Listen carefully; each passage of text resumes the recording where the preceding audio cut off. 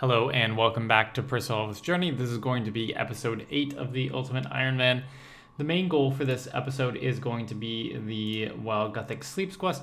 I want to get all the requirements done, and it's a little hefty, but it's not really the end of the world in terms of skill requirements. We need to get some combats with 75 magic, 65 defense, and 70 attack. And then we also need to pick up 47 ranged and 56 slayer. So it's not too bad on the skill requirements, with 56 Slayer probably being the toughest one of all of those. The quests themselves are not too difficult as well. I've done a lot of them on my previous Herblore grind, but the one thing that I'm really scared about is this level 65 Herblore requirement, which is not nice because that's 130k XP, and quest-wise, probably only have like 30 or 40k worth, so we're going to be relying on our Herbie Werby, our penguins, our monthly troll invasion, and probably some of the herbs we get from Slayer. But luckily enough, this was timed pretty well. We have a Herblore daily, so we're going to get this extended and make sure we do 20 potions. Before we get into the meat of the episode, we need to do some account maintenance. Last episode, I asked whether I should be able to unnote untradeable items at the bank, and the resounding answer was yes, as it's part of the OSRS game mode. That was what I agreed with, but didn't want to influence the vote. Untradeable potions are just too important in RS3, and I didn't want to have to ignore them. So while I haven't done it yet, or even in this episode, I might just interact with the bank in the future, so I'm sorry to the 15 of you that voted no. Back to your regular scheduled programming. So it's time to do our Herblore daily, and we're going to use our Guams up because we have 20 of them conveniently, and it's probably the easiest one to get done.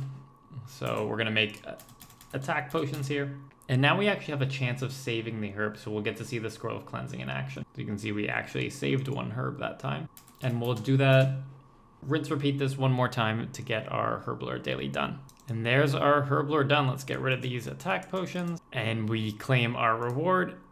And we gain 28,000 experience getting up to 62. That's actually so good. That was basically a quarter of the experience we needed to get up to 65. Beautiful. So I got a little bonus Snape Grass, and now what we'll do is we'll take this out, and they're noted. So we're going to be using this shop to unnote. So basically the process is we sell the vials of water to the shop, then we make them all into unfinished potions. Then we sell Snape Grass to the shop, use it to make the Prayer Potion 3s. And then once we have our amount of potions done, we walk north to the Invention Guild to deposit them in the machine, which is our pseudo bank. So after decanting, we ended up with 36 prayer potions, which is kind of nice. I'm going to keep them on my inventory for now just because I'm not really crunched for inventory space, and I can just sell whenever I need a new prayer potion. So it's time for our first Slayer assignment. What's Mr. Magnus going to give us? We could go to Vanaka, but I feel like he has like the wieldy green dragons and stuff. No, it's okay. I'll take a task from you. At least for the first 9 tasks, and then we can point boost. 68 crawling hands. Let's go. So we're building our second large paddock. So we can put another elder cow in here. And now if we go to Granny and we buy ourselves a farm totem for 200 beans, we can place the totem on the second large pen. And if we check the totem, all cooking XP earned from churning is at 4 times normal. So that is very, very good for our AFK cooking grind, as we want to get that up to 90 in order to unlock ports and essentially allow us to cook any sort of fish that we get as raw fish drops. I did this to get up to 55 cooking, but I didn't really show it off. But basically it's pretty simple. What we do is we make cream cheese here after buying buckets of milk from the milk seller right here. And it takes quite a while to make one, so it's basically 2 minutes fully AFK, and you just get the cream cheese in your inventory.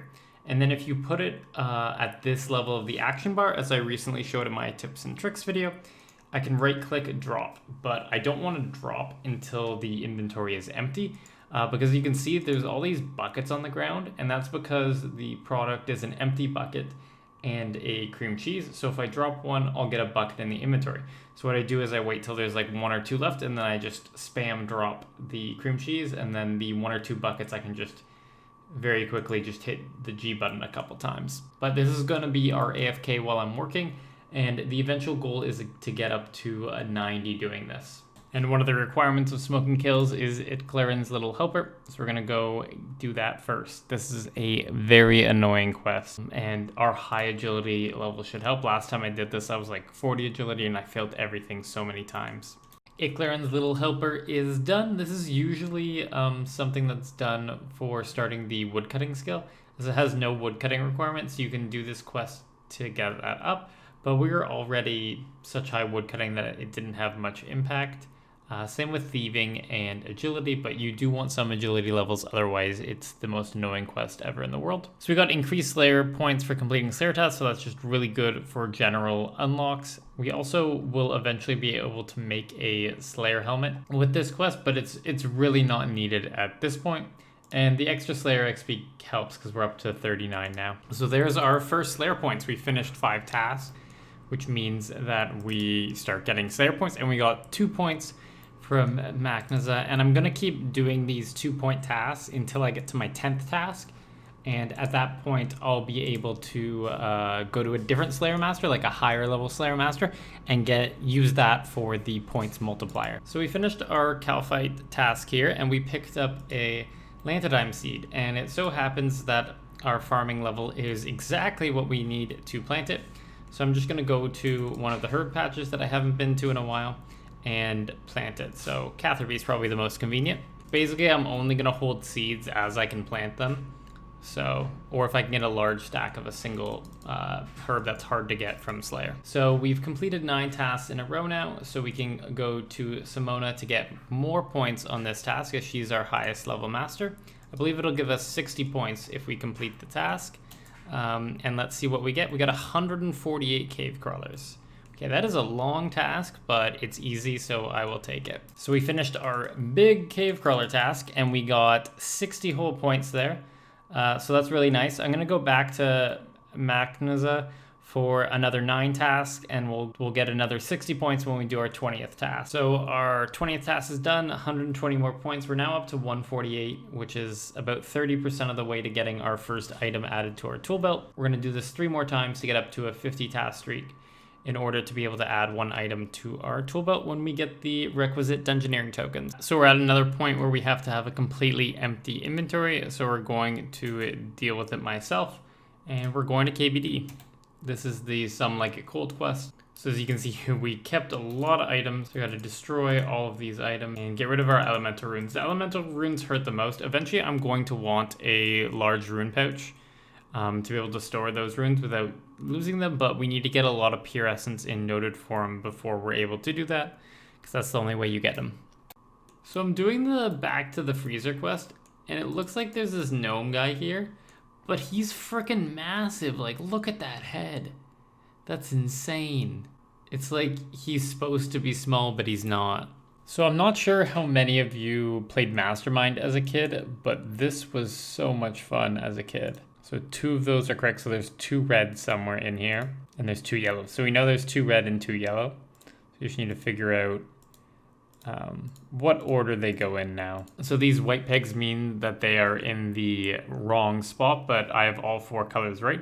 So that means there's only one possible answer where all 4 of them are wrong. So we got yellow, yellow, and then red, red, and that should be correct. So Back to the Freezer is done. We got a bunch of experience, most notably that rune crafting XP. That's actually pretty good. It's actually the only quest in the game that gives invention experience. But we now have finished the penguin quest series, so we have all of the penguins unlocked in order to do get the most points per week, which means the most herblore experience per week. So that's level 50 in Slayer. If we did have 100 combat, we'd be going to Duradel right now, but unfortunately we just don't have that combat level, because to get over 100 you really rely on getting your prayer and summoning up, and those are 2 skills that are really hard for us. So we're gonna have to rely on our main combat skills, and it's gonna be quite a while till we get up above 100, so we're gonna have to stick with Simona for now. So that's 76 thieving. We've just been AFKing safes during work, and now we can do the Ascarnia safes. With 4 safes in Falador and 2 in Port Sarim and 2 in Berthorpe, we can reasonably go on a nice little journey. I usually start in Berthrop because there's two right beside each other. So our inventory is starting to get a jumbled mess, and I have a plan to fix that. If we look at the Desperate Times quest, one of the rewards here is Karos's Clue Carrier, and that Clue Carrier basically gives us the ability to store clue scrolls in our pocket slot. Up until this point, I've kind of been dropping them as I need inventory space, but I don't want to do that forever because then I'll just never end up getting a Luck of the Dwarves. So to get this done, we need to do the Needle Skips, You're It, and then Desperate Times. So let's go get that. So You're It is done. We got a puzzle casket here, which I think is a random clue scroll. I'm not sure which tier it is, but we can go ahead and solve this puzzle and get a reward to see if we get anything good. So we got an Amulet of Power, Green Dragonhide Body, some Addy Bolts, some Water Runes. Oh, that's Green Dragonhide Body G, so that's going to be another Fortunate component. So we completed the Needle Skips, and we end up getting a small XP lamp, but if we come back and full complete the quest, we can get a medium and large XP lamp, which we'll probably do for Herblore or Prayer Experience later when it's more important. But this small XP lamp can go into Herblore, and that gets us almost up to level 63.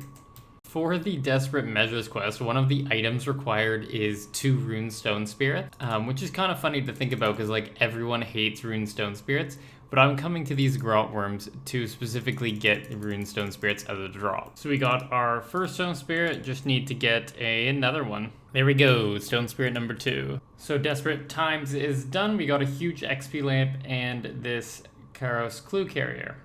We also got 200 quest points, so we can get another dice from May. If we use this huge XP lamp in Herblore, I think we'll get like 20k XP. Yeah, 15k XP in Herblore, getting us that much closer to 65. On top of that, we are going to fill the Karos Clue Carrier and then wield it. So now the, I guess, 4 inventory spots that were taken up by clues at that point is now reduced to 0. And this will be nice until we need to use the pocket slot for some offensive PVM, but that'll be quite a while away. So it's time to get our 50th task as we're at a task streak of 49. We're going to go to Simona as that's going to give us, I think, 240 points. Or is it 100? No, it's 180 because it's 15 times. So we'll get 180 points. That'll get us just short of 500 to add 1 item to the tool. I think we'll get there on our 60th task, which might be where we get as we have 41k Slayer experience to go. And our Slayer task is 141 Banshees. That's actually really easy for her.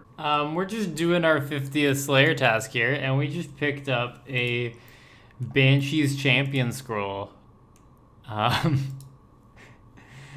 The RNG on this account is pretty insane. Like, we got the woodcutting pet, and now we got this. This is a 1 in 5k drop, and I've maybe killed like 200 or so Banshees.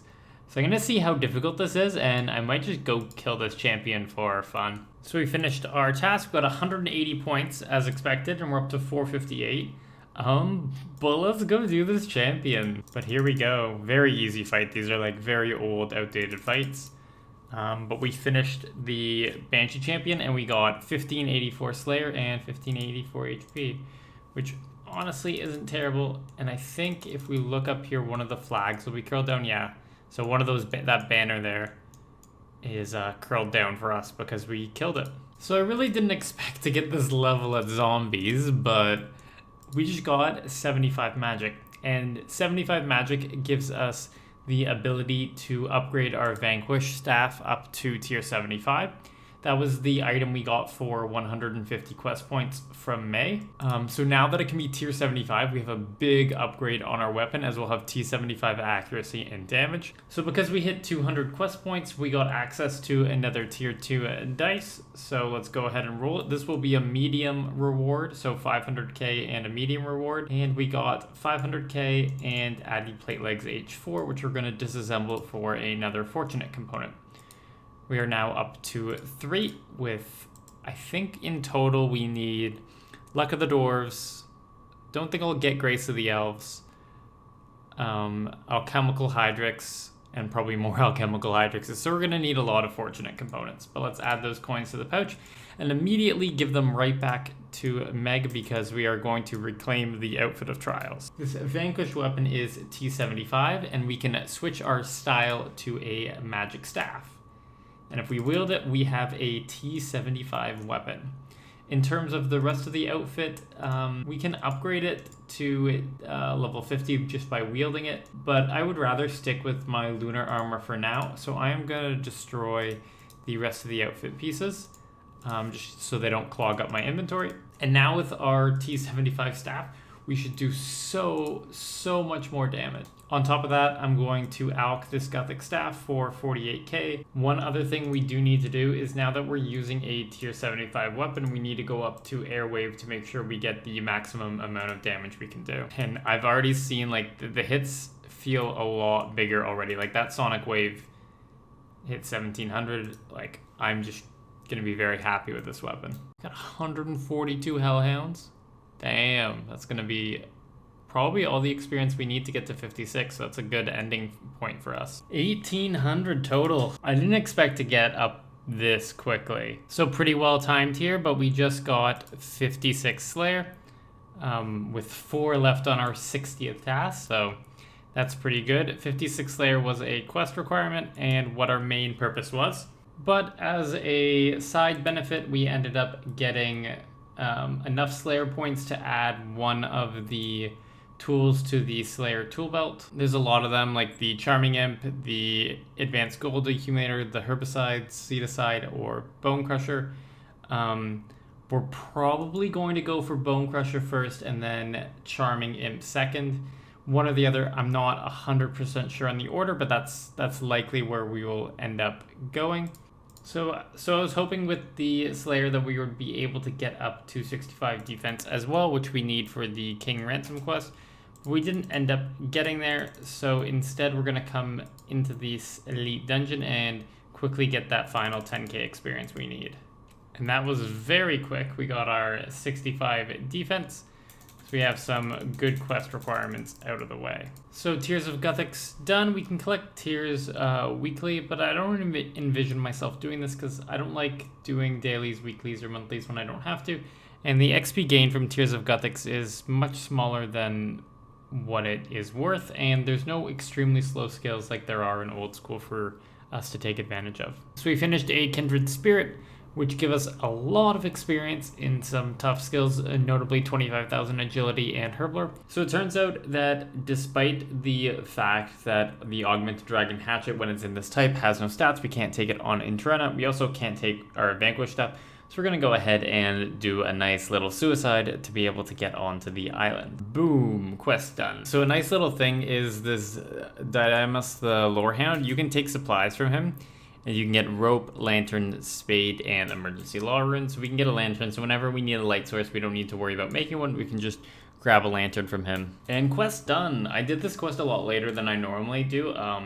Usually this is a quest you do right away for fletching experience because you require no fletching levels to actually get it done, but you get 8,000 experience. So you can go from level 1 to, I think it's 26 without even training the skill, but the 10k range XP should be pretty nice. As we got up to 42 from level 40 there. Time to do arguably the most annoying quest in the game, Garden of Tranquility. This quest is really annoying because you can't actually just grind it out. You have to do 2 quests at once basically, because you do the quest and you have to wait like an hour for everything to grow, and then you can complete the quest. And I'm very much like, okay, I'm going to do this quest, I'm going to complete it in one sitting, and I'm not going to stop until that quest is done, and you can't really do it with this one. So as per usual, while doing Garden of Tranquility, you start another quest. We're doing King's Ransom. King's Ransom is done, some nice XP here, and eventually we can do the Night Waves training grounds when we get to 70 prayer for Piety, Chivalry, Augury, and Rigor, which are very, very good offensive prayers until we get up to 95 prayer, which will be very late game. So this next quest requires a Mudrune, and we have 2 options of getting a Mudrune. We can either make it ourselves or we can get it as a drop. Now, making it ourselves sounds like a lot of fun, but these living rock creatures basically have like a 10% chance-ish of dropping Mudrunes. Took a little longer than expected, but we got our Mudrunes. So Eyes of Gloofree is done. Some nice experience here. This is another quest you start skills with, rune crafting. There's no rune crafting requirements, so again, you can jump up right to 25. Same with woodcutting. There's actually no woodcutting requirement either, But you do need an oak and maple log, so that might be tough on an Ironman. Garden of Tranquility is finally done. Took like 3 times getting back here. We got a couple seeds, but gonna drop them. Booyah! Defender of Varrock done. This is actually a lot of pretty good experience with Hunter, Defense, Mining, Agility. Not too tough of a quest. Took a little break from the questing and we're about to hit 83 Thieving. With 83 Thieving, we're able to do the Kandarin saves, which will help increase our XP per hour as we work our way to 90. I'm gonna keep using this as my like AFK chill skill until I get up to level 90, and at that point I'm able to unlock player-owned ports. And with player-owned ports unlocked, we can start working on getting our scrimshaws, our ports, weapons, all that sort of extra stuff that will help out the account 3 to 6 months from now. And here we are, Kandarin saves unlocked. This boss fight is just like, how much can I kite? Because we can't use prayers in here, so it's like, let's slowly die. So Dream Mentor is done. We got a 15,000 combat XP lamp, which we're gonna plop right into range to help us get up to 47 for other quests. We also unlock some new learner spells, but none of them are really that important for us. It's really annoying that some quests require like 10 inventory slots to claim all the rewards.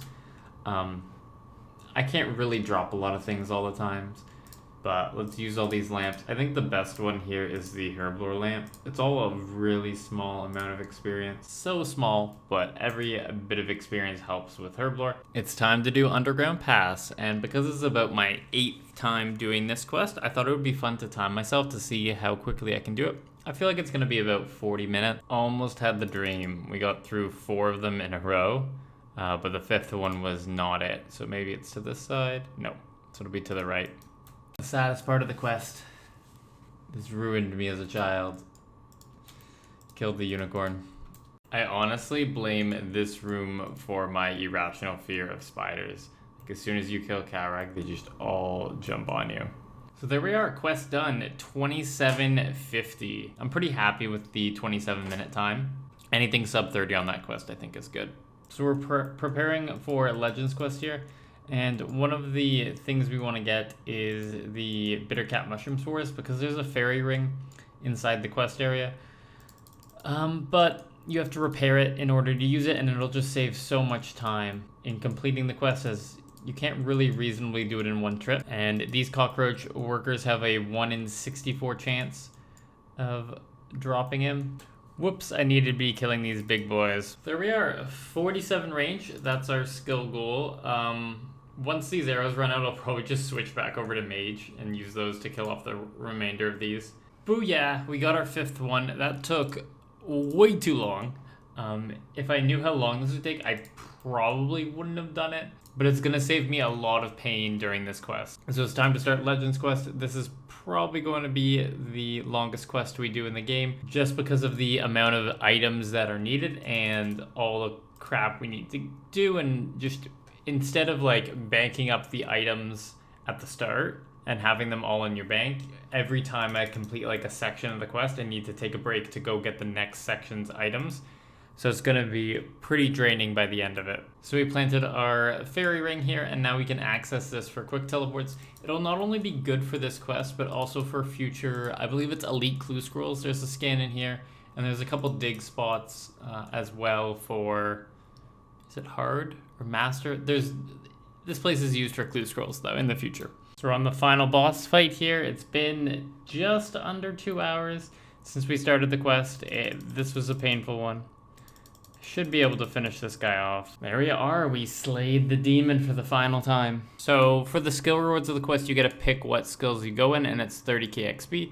So we're gonna do a Herblore, obviously. There we are, Legends quest done. This puts us down to only having a couple requirements left for while Guthix sleeps. What we still need to do is get our attack and strength to a combined level 65. Because that gives us 130 total, which gives us access to the Warriors Guild. Then we need to do the Path of Gluffrey quest, and then also we need to get our final 2,000 Herblore experience to get to 65 Herblore. But it's gonna be a good one. So we're just finishing up some prayer potions here to finish off our Herblore daily. There's our Herblore daily challenge. Let's claim it away for an extra 29k XP. We're up above level. Path of Gluffrey is done. Our last quest. We got 30,000 strike experience, and Slayer experience are gonna be pretty good. I think we gained a whole level there. Thieving magic, not too much. So we're gonna pick up a rune halberd here, and the reason why we're doing this is halberds are very good for AoE, and it's probably our best weapon for melee training. I think a tier 50 halberd is going to be better than a T60 weapon, even though we can't even wield the T60 weapon yet. But I am going to get level 60 melee armor. I'm not going to bother going to like +2, +3, but I'm just going to get the base level 60 so we have everything we need there. One of the benefits of having the legend skill is that there's another store that has swordfish, and it's also tagged as a general store, so I can unnote items while I'm here. So like, for example, I unnoted these prayer potions here. So that's very useful, and it seems like the stock restocks every 2 to 3 minutes, because I have 13 in my inventory now, and I first came here like 5 or 6 minutes ago. So this is going to be a really powerful shop for us, as we can pretty much get mostly unlimited swordfish from here without having to worry about the shop being low on stock. So this spot over here on the north wall seems to be the best place for us, as it's pretty much all these leeches and walkers. So we mostly get hit with melee. We get the odd ranged hit here from the walkers, but these leeches normally hit with melee. So we upgraded to a T60 weapon here. It doesn't have the halberd ability that we were using it for before for more AoEs, but it's just so much better to not splash, and I don't have access to a T90 halberd, as I haven't done, I believe it's Regicide where you need to get the dragon halberd, but we're going to do this up to 62, and then once we hit 62, we'll even out our strength and attack experience so that they hit 65 together. So 65 attack is done. We're about like 2,000 experience behind, so I'm just going to tick on to strength for this 2,000 experience. And there it is, 65 strength. And if we go to the quest list, we have literally everything checked off here. It's gonna be great. Let's get it done.